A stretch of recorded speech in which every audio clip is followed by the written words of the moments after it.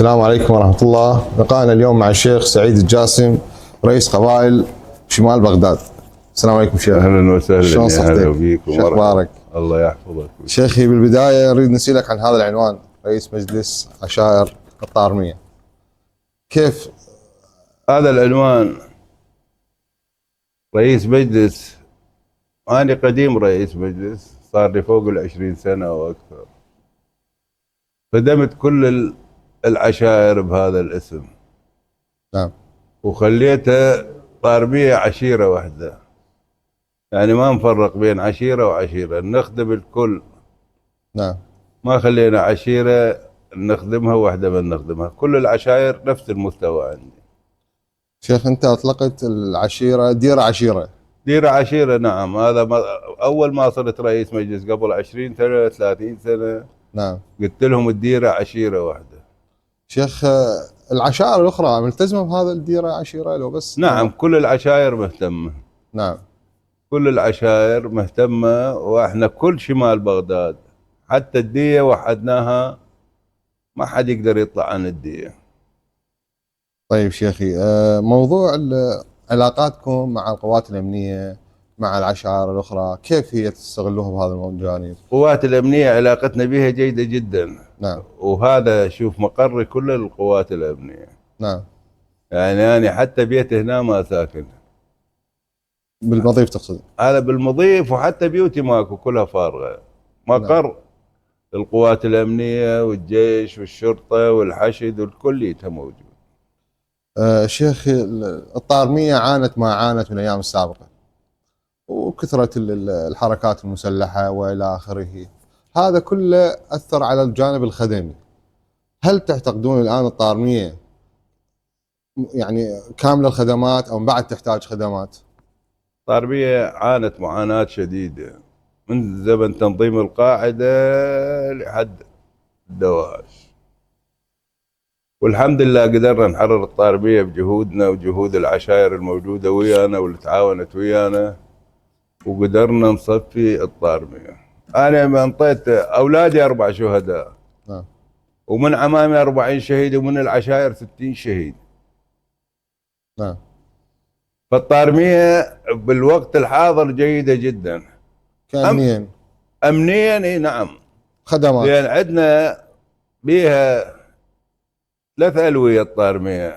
أنا قبل ما نحكي لك بوقتنا بزمن تنظيم القاعدة، عندنا فوج واحد من الفرقة التاسعة على كل الطارمية. نعم. والقوات الصحوة كانت الموجودة وياهم. جهد عدد كان الصحوة الموجودين هنا؟ صحوة بحدود، صاروا بحدود 2800 3000 بذاك الوقت. وهسه اندمجوا على ولين دمجوا وتعينوا على الدوائر المدنية، وقسم كلهم فصلهم وقعدوا. طيب شيخي، أما بالنسبة للأعمار، خدمات، كنا قبل أعمار ما موجود. هسه الأعمار جيد جدا بالطارمية ومستمر بجهود المحافظ والقائم مقام ومدير بلدية ومجلس محافظة بغداد. الأعمار هاي خطة ميزانية، لا أنا ولا أنت، كل من يقول أنا وهذا اللي يقول أنا سويتها كذب. هاي ما حد لا نائب يقدر يسويها، ولا عضو مجلس محافظة يقدر يسويها، ولا أي واحد. خطة مرسومة على المحافظة، ايش قد تعداد السكان ينصرف لها هالقد، أعمارها هالقد. نعم. ولا ما لا أنا جبت أعمار كذب، لا أنا كسعيد الجاسم جبت أعمار من الدولة. أكيد. وموجود هذا الأعمار. كل سنة اكو تخصيصات ميزانية، هالقضاء ايش قد له مخصص أعمار به. عنده نشوف الفترة الأخيرة ينزل فلان النائب فلاني، الشخص الفلاني، أنا سويت هيك، أنا بلطت هيك، لا أنا لا جبت لا, هيك. لا. هذه ما حد يقدر يجيبها يقول أنا سويتها، لا سعيد الجاسم ولا غيره. هذه الدولة مخصصات الدولة، تتخصص البلدية هالقد أعمار بيها، يصير أعمار بيها. وهسه أعمارنا دا تشوفوه مستمر. نعم. بجهود البلدية والمحافظة ومدير البلديات موجودة الأعمار. وهسه شوارعنا صارت حلوة، والشارع الرئيسي صار حلو. احنا كنا من يجينا واحد زار نستحي نقول هذا عندنا شارع بالطارمية. هسه الحمد لله صار شارع وتبلط وصار زين. بقى الداخل يبلطون بالداخل قسم، وقسم اكو مرحلة ثانية. نعم. بالمراحل الأخرى هم تتبلط الأحياء كلها وتخلص. طيب شيخ، اليوم الله يعطيك الصحة والعافية، عمرك وصل ل 80. نعم. ايش وقت تتقاعد؟ أنا اشتغلت بالدولة، طلعت تقاعد 45 سنة طلعت تقاعد. جنابك وين كنت موظف؟ احكي لنا شوي عن نفسك. أنا اشتغلت أول شبابي مدير شباب. نعم. بعدين اشتغلت بالتصنيع. تصنيع عسكري. نعم. نعم. بعدين عضو مجلس وطني. نعم. بعدين عضو مجلس محافظة بغداد. نعم. ورئيس مجلس يا القضاء. سنة كنت شيخ؟ أول دورة أنا عضو مجلس محافظة نعم. بغداد. يعني عندك خبرة بهاي المجالات. نعم نعم. وبعدين شيخ وين قلت لي؟ ورا عضو مجلس محافظة؟ رئيس مجلس القضاء فترة طويلة أنا. حلو. مع المجلس البلدي. نعم. يعني هم طولت به تقريبا 10 سنين أو أكثر. زين، ولا تزال تحتال بالديرة وتركض وتمشي؟ ولا أزال أبقى جندي مقاتل لحد الآن. الحمد لله. بهذا العمر، عمري أنت زودت قلت 80 سنة، لا أنا بعدني 76 77. ما وصل شيء. الله يعطيك الصحة والعافية شيخي. هو احنا نريد نسأل، هل مفكر انه تتقاعد بعد ما انه سمعنا ابنك الله يحفظه ايضا الشيخ وليد مرشح للانتخابات، قلت مثلا نصدره للساحة وهو يتكفل بقية المسائل، لو تبقى انت شيخ؟ ابقى اني. نعم. حتى اذا ابني صار عضو نواب برلمان مجلس نواب، بس يبقى سعيد الجاسم دوره يعني من البدايه، الا من الواحد ياخذ امانته الله يا الله تنتهي ان شاء الله. الله يحفظك ويعطيك الصحة والعافية شيخي. شيخ، خلال مسيرتك اكيد عاصرت هواي شيوخ او شخصيات لهم يعني ثقلهم بالمنطقة، من اللي تفتقده حاليا؟ من الشيوخ، من الوجهاء اللي كانوا وياك بذيك الايام؟ هذا سؤال صعب. نعم. انا كنت اجيب المعقل اقول له اسويك شيخ بس تقف وياي. طيب. وافهم الباقي. ويصير شيخ وبعدين؟ استشهدوا عندي هوايه. الله يحفظك. استشهدوا عندي مقاتلين هوايه استشهدوا. يعني احنا كان لازمين كل قضاء الطارميه.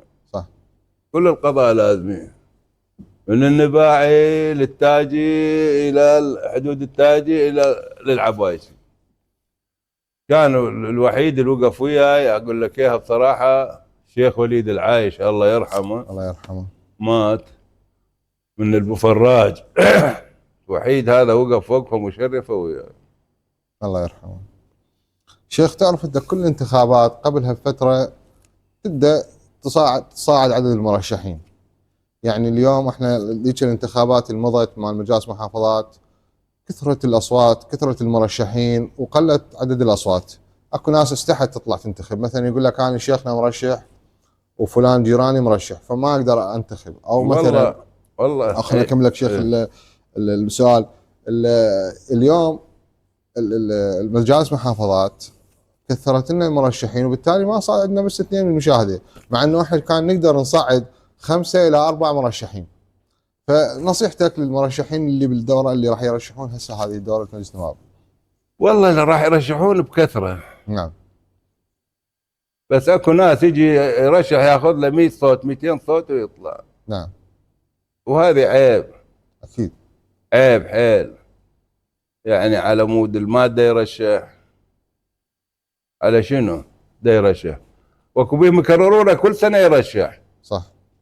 وياخذ له 200 300 صوت ويروح. عندكم خطه لهذا الموضوع لو راح تعرفوها مثل ما هي؟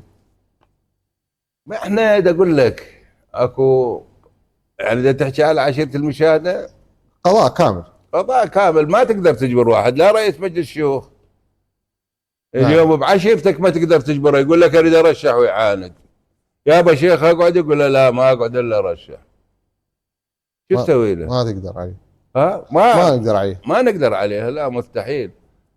ما تقول له اقعد لا ترشح يقول لك لا انا اريد ارشح. شو تقول له؟ يابا روح رشح.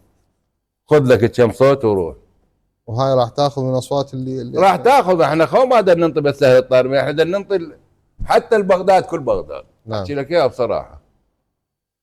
احنا بدنا ننطي البغداد وننطي الكل مكان.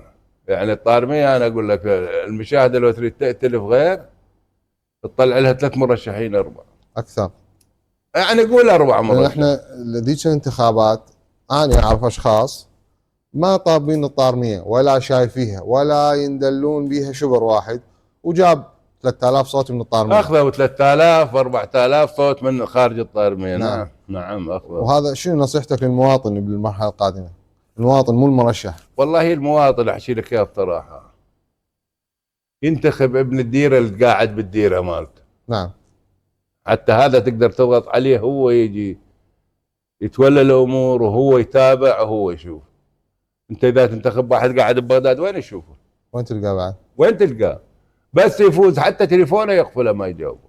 زين شيخ، انا ما اريد نذكر اسماء، ولكن انا اعرف شخصيه منا من الطارميه ولها ثقلها بالعشيره ولها هاي، ورا ما فاز شال وراح لبغداد، وبعد ما حد شافه ولا احد اتصل به، وهو ابن الديره وابن ابن هاي العشائر الكريمه.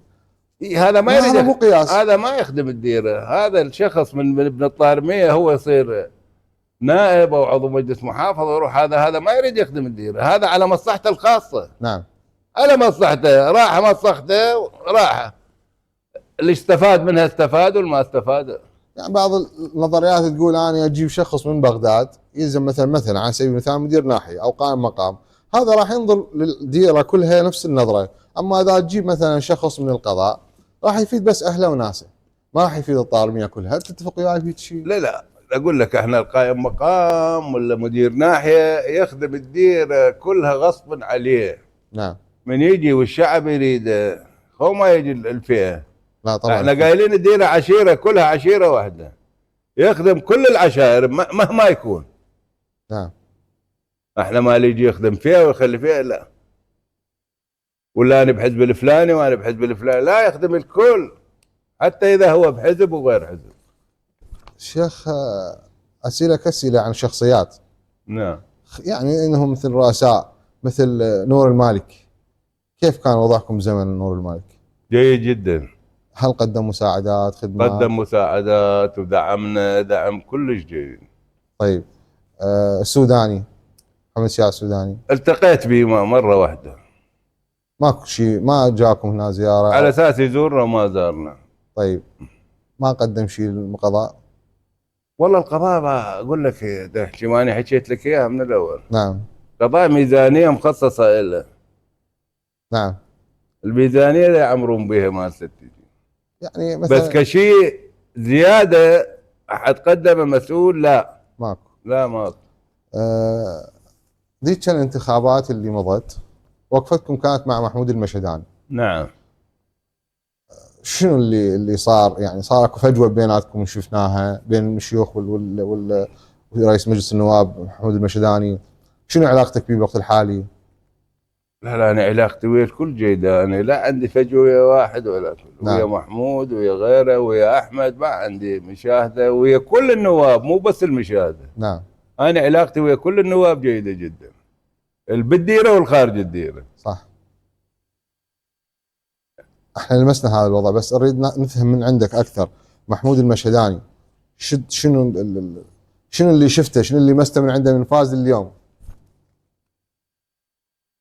يدعم، قال ادعم الطارمية ان شاء الله وعمر الطارمية وارتب لها الامور كلها. تقول انه بعد ما مستلم زين؟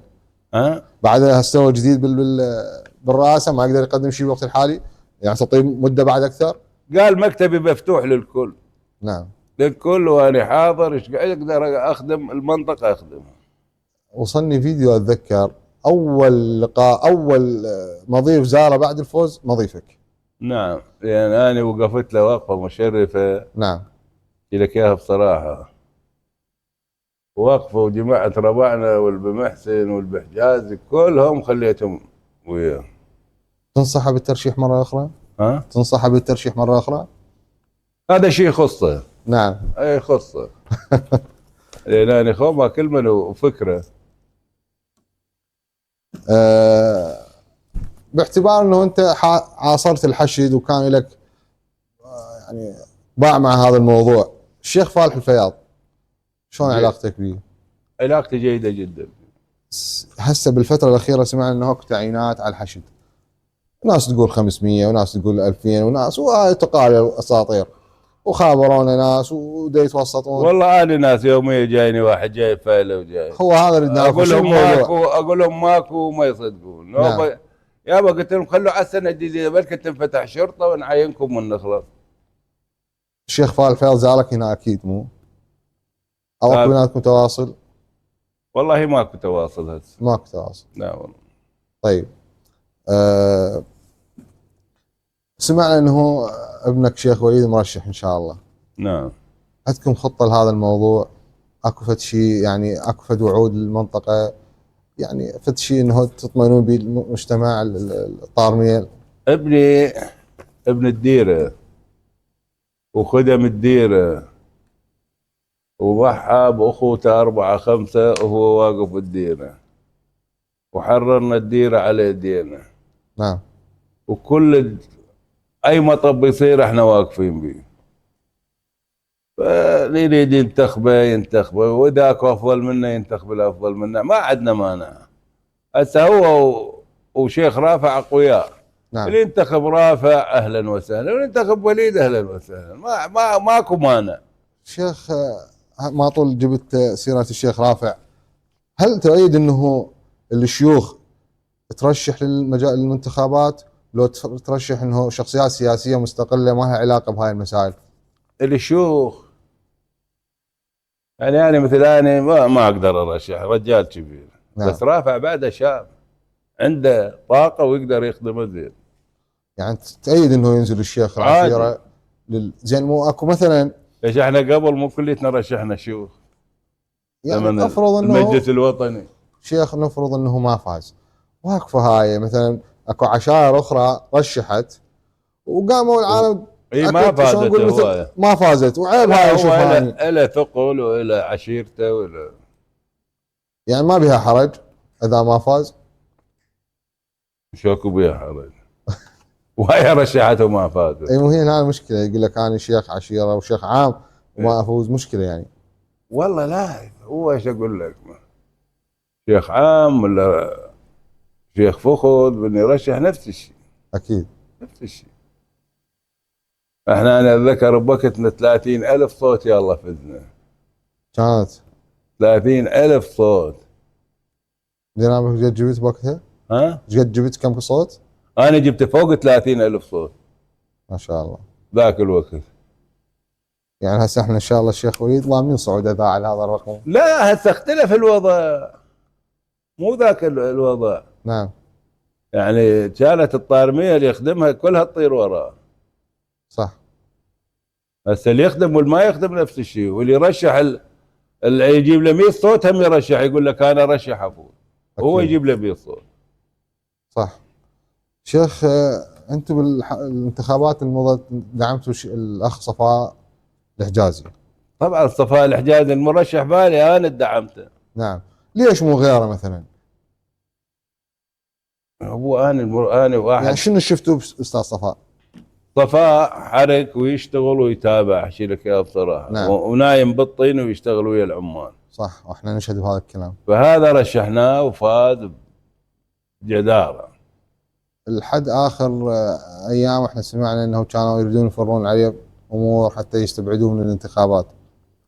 من هو؟ الاستاذ صفاء، وقفتكم كانت وياه؟ لا انا رشحته صفاء، انا رشحته. يعني هو منين؟ من عشيرتي وابن عمي. اي هي ولد العم. هو هذا اللي دا قصده، انه احنا ليش الا فقط ابن عشيرتك؟ ليش مو من العشائر الاخرى؟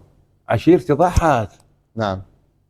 هي اولى بكل شيء. عشيرتي انطت تضحيات ما حد انطاها. هو صفاء اصلا رجله راحت خطير. ورف صفاء هم ذاك اليوم رجله راحت. ايه. عشيرتي انطت تضحيات ما حد انطاها. نعم. يعني انا منطي من عمامي 40 شهيد وولدي 4. ازيد من هذا شيء انطي منه انطى بقدي. صح. خلي يجي واحد يقول انطيت بقدك. لا ماكو، احنا نشهد هذا الكلام. شيخ وانا اشتغل ما براتب، انا لا راتب ولا كل شيء. خاف عبالكم الصحوه انا اخذ راتب ولا اخذ شيء. ترى كل شيء ماكو. من جيبك. نشتغل على حفاظ المنطقه. نعم. مجانا نحن نصرف من جيوبنا، ما حد انطانا. صح. والحمد لله. الحمد لله. نهاية حديثنا شيخي، اريد اطلب منك طلب، توجه لنا رسالة للمواطنين. احنا مقبلين على الانتخابات، واريد نصيحه للمواطن كيف ينتخب. يعني تعرف بالحلقه الاخيره اخر شيء الايام صارت والله انا احث المواطنين نعم كلها تطلع للانتخابات، والما يطلع يخسر، منطقته تخسر. نعم اريدهم كلهم يطلعون ويشوفون ياهو المناسب ينتخبوه. اي واحد مناسب اللي يخدم الديره ينتخبوه. نعم. هذا اللي يريدها منهم، ولا ايش رايدين منهم؟ واحنا من صرنا خدم للمواطن ونظل خدم للواطن للموت. الله يعطيك الصحه والعافيه. بالختام نشكركم على حسن الاستماع، وشكرا للشيخ على حسن الترحيب والضيافه، ونلتقي بحلقه قادمه ان شاء الله. ان شاء الله. الله يحفظك شيخ.